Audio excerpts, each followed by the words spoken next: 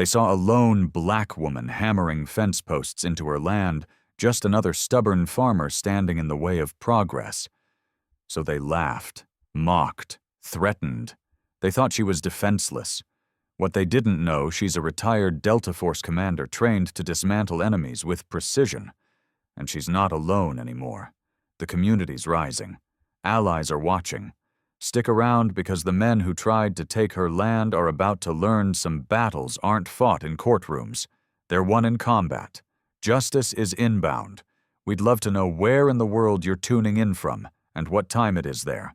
Comment below and subscribe to stay updated. Chet Raleigh adjusts his Rolex with calculated precision, watching the morning sun glint off its face. A daily ritual that usually fills him with satisfaction. But today, the metallic clanging from Thornton's property sets his teeth on edge. The sound of each fence post being driven into the earth feels like a personal insult, a challenge to everything he's built through the Ridgeland Cooperative. "Record this," he mutters to his assistant, noting the small crowd of locals gathering with their phones raised.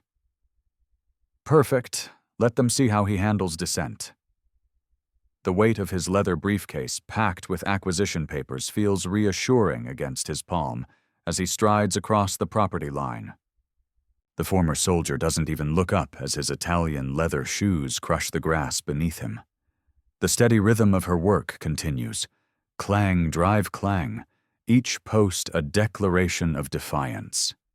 His shadow falls across her workspace, but still she ignores him. "Ms. Thornton." Chet Raleigh's voice carries across the field, practiced and smooth from years of closing deals. "You're making this unnecessarily difficult." He gestures to the sprawling farmland around them. "This holdout of yours is blocking progress. The cooperative's offer is more than generous." For the first time, she pauses, straightening to her full height. Something in her steady gaze makes his confidence waver for a fraction of a second. The crowd murmurs, phones still recording. "Mr. Raleigh," her voice is quiet but carries clearly, "this land isn't for sale. Not to you, not to anyone." His laugh comes out sharper than intended. "You misunderstand. This isn't a negotiation anymore." He steps closer, invading her space close enough to see the stubborn set of her jaw. "The cooperative always gets what it wants. Always." A teenager in the crowd whoops, "Go viral, land wars." Chet Raleigh's hand tightens on his briefcase. "You have no idea who you're dealing with. By this time next week, you'll be gone just like all the others." He reaches out, grabs her shoulder. "Nobody refuses the cooperative. Nobody. Mr. Raleigh." A voice cuts through the tension. "Sir, you need to see this." His assistant hurries forward, tablet extended. The local news website's headline makes his blood run cold. Former Delta Force operator reveals systematic land grab scheme. Documents leaked. Chet Raleigh's fingers brush his Rolex again, but this time it's not a gesture of pride. It's one of uncertainty. The crowd's phones are still recording their whispers growing louder. For the first time in decades, he feels something he hasn't experienced since his early days' doubt. Standing there watching his carefully constructed world begin to teeter, one question burns in his mind. How long can he maintain control when someone finally knows how to fight back? Type Empire in the comments if you've ever seen someone's power start to crumble. Looking at his reflection in the Rolex's face, Chet Raleigh remembers his mentor's words from 30 years ago. "Power isn't about being liked, boy. It's about making them fear the consequences of defiance." He'd built his empire on that principle, watching family farms fall like dominoes before the cooperative's pressure. But something feels different now. This soldier, this woman who refuses to bend, why doesn't she fear him like the others? Have you ever felt your unshakable confidence start to crack? Stay tuned to watch an empire crumble. The Rolex feels heavier today, each tick a reminder of deals sealed with threats and handshakes. They'd all given in eventually, hadn't they? 20 years of absolute control, of unopposed expansion. But this woman's eyes, They hold something he hasn't seen in decades, the look of someone who knows how to fight back. When was the last time someone truly challenged him? Can his carefully constructed kingdom survive someone who understands warfare better than he does? The weight of my father's signet ring feels heavier today. Chet Raleigh mutters, running his fingers over the cold metal as morning light streams through the Ridgeland Cooperative's executive office. The ring catches the sunlight, casting accusatory shadows across the targeting maps spread before him. Red circles mark the farms they've acquired, or as he prefers to think of it, consolidated for efficiency. Black X's indicate the holdouts, with Thornton's property defiantly centered in their expansion zone. 20 years of following his father's playbook flash through Chet Raleigh's mind. The methodology was always elegant in its simplicity: identify vulnerable farms, typically black-owned properties with complicated titles or tax histories, then apply pressure through any means necessary.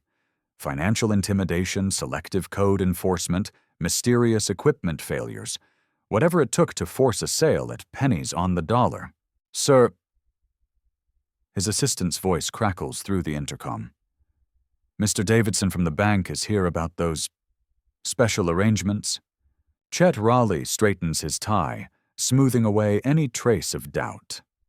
The banking relationships have always been key, ensuring loans are denied to certain farmers while flowing freely to the cooperative. But something feels different now.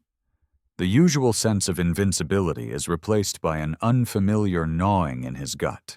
Opening his laptop, he pulls up the intelligence file on Averil Thornton.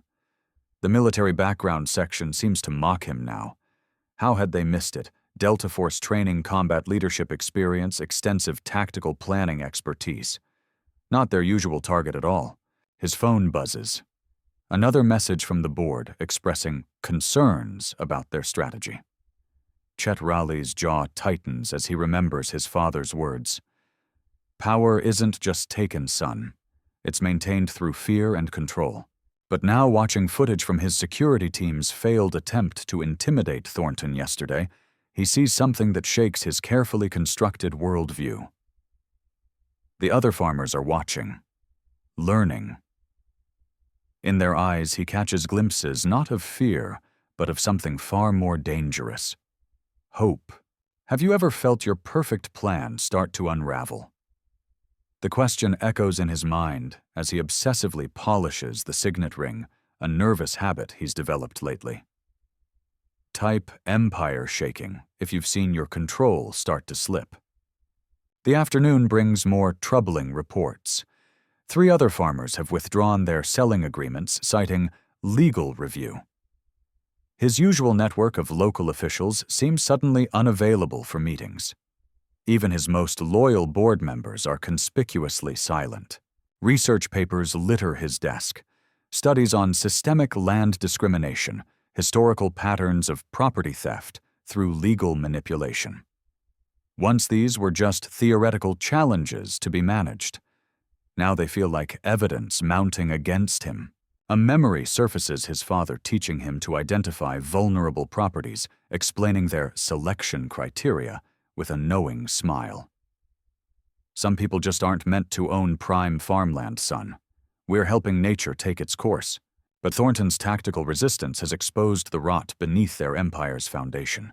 Each move she makes reveals another weakness in their system, another illegal pressure point they've exploited over the years. The growing unease makes Chet Raleigh's hands shake as he reaches for his bourbon decanter. Outside his window, he sees trucks arriving at Thornton's farm, but not with eviction notices. These carry supplies, supporters, media crews. His phone shows trending social media posts about community defense and standing against land theft. Running his fingers over the signet ring one last time, Chet Raleigh faces an uncomfortable truth. His father's methods, once seeming so foolproof, might become his undoing. The very system they built to target people like Thornton might not survive her scrutiny. Sometimes the hunter becomes the hunted, he whispers, watching another news van pull up to Thornton's property. Share this video if you've seen karma turn the tables. The day ends with Chet Raleigh alone in his office, staring at the family photos on his wall. Each success story they represent now feels hollow-tainted by the methods used to achieve them. Tomorrow's board meeting looms like an execution date, and for the first time in his life, he fears he might not have all the answers. Through the dancing flames, Chet Raleigh watches his carefully constructed world begin to unravel. The fire that should taste like victory turns bitter in his mouth as Sarah Barnes's screams pierce the night. His hands shake slightly as he adjusts his Rolex, a nervous tic he's developed since Thornton started rallying the community against him. The acrid smoke stings his eyes, but what really burns is the knowledge that this act of intimidation has backfired spectacularly. His phone buzzes incessantly, not with the usual fawning messages from his fellow cooperative members, but with notifications about a hastily organized community meeting. Thornton's doing no doubt. "Sir, we've got a problem," his right-hand man whispers urgently. "Someone filmed the whole thing. It's already spreading online with Notre Raleigh Burns." Chet Raleigh's stomach lurches as he pulls up the footage on his phone. The video is crystal clear, his distinctive silhouette against the flames, his custom-made Italian shoes visible in the firelight. The timestamp shows it was uploaded just 20 minutes ago, but it already has thousands of views. The crackling flames seem to mock him now. For 30 years, he's ruled Ridgeland through a careful balance of charm and fear. But watching the view counter tick up, seeing the outraged comments pour in, Chet Raleigh feels true fear for the first time since taking control of the cooperative. His phone rings. It's his son at college. "Dad, what's going on? My roommate just showed me a video." Chet Raleigh ends the call mid-sentence, his hands trembling so badly he nearly drops the phone. The family ring on his finger, passed down through 3 generations of Ridgeland's most powerful family, suddenly feels like it's burning his skin. Through the smoke, he spots Thornton across the field, surrounded by a group of farmers he's known and controlled for decades. But they're not cowering anymore. Their faces are set with determination as Thornton points toward him, her military bearing evident even at this distance. "We need to leave, sir," his man urges. "The sheriff's been called." The wail of distant sirens confirms his worst fears. This isn't like the old days when the local law enforcement would look the other way. The state police are involved now, thanks to Thornton's connections. Chet Raleigh's carefully maintained facade cracks as he stumbles backward, his expensive shoes slipping in the mud. The family ring catches the firelight one last time as he clenches his fist, remembering his father's words. "Power isn't about being liked, son. It's about being feared." But as he watches his community unite against him, Chet Raleigh realizes that fear has a tipping point. And he's just crossed it. Type Fucker Riley Falls if you've ever seen a bully's power crumble. The smoke rises into the night sky, carrying with it the ashes of his control. Tomorrow's headlines are already writing themselves in his mind, and for the first time in his life, Chet Raleigh knows what it feels like to be truly powerless. His Rolex ticks away the seconds of his reign's end, each click another nail in the coffin of his authority. The Barnes barn will burn to the ground tonight, but from its ashes something else is rising, something that terrifies Chet Raleigh more than any loss of property ever could justice. Officer Chet Raleigh grips the edge of his mahogany desk, his knuckles white as the security footage plays on the monitor before him. His family's signet ring glints mockingly in the desk lamp's glow, each flash a reminder of 5 generations of Ridgeland control now slipping through his fingers. The metallic taste of bile rises in his throat as he watches Averill Thornton's organized community patrols methodically intercept his night raiders, their military precision making his security team look like amateur thugs. "Turn it off," he snarls at his trembling assistant, but he can't tear his eyes away from the footage. His own tactics, intimidation, force the cover of darkness, weaponized against him with ruthless efficiency. Each frame captures his failure in high-definition, perfect evidence for the authorities he once thought he owned. The viral videos are everywhere now. Ridgeland Fall trends relentlessly, each new post driving another nail into his coffin. His phone buzzes constantly with calls from investors pulling out board members, resigning reporters demanding statements. The community he'd dismissed as powerless now surrounds his office in an endless vigil, their phones raised like weapons documenting every move. Chet runs his fingers over the signet ring, a gesture that once brought comfort, but now feels like touching a burning coal. He remembers his grandfather's words, "Power isn't just taken, boy. It's maintained through fear." But what happens when they stop fearing you? His security chief enters without knocking face ashen. "Sir, the state police are reviewing the footage. They're talking RICO charges, and that last raid 3 of our men just quit. They're willing to testify." Type Empire Falls, if you've ever seen the mighty tumble.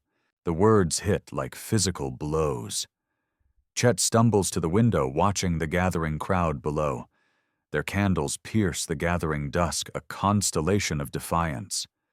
Among them he spots Thornton, her military bearing unmistakable, coordinating the watchers with hand signals he should have recognized sooner. Each gesture reminds him of his fatal mistake, underestimating an opponent who'd faced worse enemies than him in deadlier places. His phone lights up with a message from his board, "Emergency meeting called, votes tallied, effective immediately." He doesn't need to read further. Outside, a chant begins rising like a tide. No more nights, no more fear. The sound penetrates every defense, every wall he's built. The signet ring catches the light one final time as he slides it off its weight, suddenly unbearable. On his desk, the deed to Thornton's farm, his last hope of maintaining control, feels like a death warrant for his dynasty. A flash of movement catches his eye. Phones raised, recording his silhouette in the window. Tomorrow this, too, will be online, another chapter in his downfall. The community he tried to break has become an unbreakable chain. Their unity, his undoing. "Sir," his assistant's voice shakes, "the FBI is in the lobby." Chet Rowley, master of Ridgeland Cooperative, sinks into his chair as footsteps approach his office. The signet ring lies abandoned on his desk, its polished surface reflecting the red and blue lights now flashing outside. 5 generations of power ended by one woman who taught a community to stand together. Share this moment of justice with Narank Ridgeland Fall. Let them know the night raids end here. The door opens. Chet doesn't resist as they read his rights. In the gathering crowd below, Averil Thornton watches her face illuminated by victory and candlelight as the empire her resistance toppled crumbles into dust. Chet Rowley stares at his reflection in the darkened window of his office, the protest chants from below growing louder with each passing moment. The golden glow of sunset catches the Rolex on his wrist, a symbol of everything he'd built, everything he'd stolen. His fingers tremble as he slowly removes it, placing it beside the heavy signet ring that had intimidated so many farmers before Thornton. "The land remembers." The words echo in his mind as he opens his desk drawer, finding the stack of fraudulent deeds that had seemed so clever, so justified mere days ago. Each document represents a family displaced, a legacy destroyed. His family's centuries-old practice of acquiring land through manipulation and force, all exposed by one stubborn soldier who refused to back down. The chants grow clearer. Justice for Thornton, return the land. CNN vans crowd the street below their satellite dishes, reaching skyward like accusing fingers. His phone buzzes with another alert. Raleigh Crimes is trending nationwide, accompanied by documents Thornton uncovered, showing generations of systematic land theft. In the corner, the antique grandfather clock that had witnessed countless corrupt deals chimes 7 times. The sound hits differently now, each toll like a judgment.